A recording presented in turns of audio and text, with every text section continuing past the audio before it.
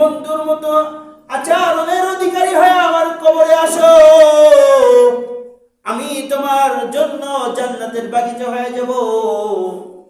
এটা আমার আপনার কথা নয়, বিশ্ব নবী আখিরি জামানার পয়গম্বর নবী মুহাম্মদুর রাসূলুল্লাহ সাল্লাল্লাহু আলাইহি ওয়াসাল্লাম বর্ণনা করেন, আল কবরু রাউযাতুম মিন রিয়াজিল জান্নাহ, কবর হলো আমার আপনার জন্য কারো জন্য জান্নাতের বাগিচা।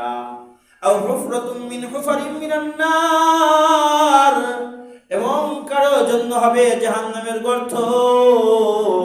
ও মুসলমান, আমরা সকলেই কালেমা পড়নেওয়ালা মুসলমান, মুসলমানের দাবিদার, কিন্তু নাম কাওয়াস্তে মুসলমান, কিন্তু কামের দিক দিয়ে মুসলমান না।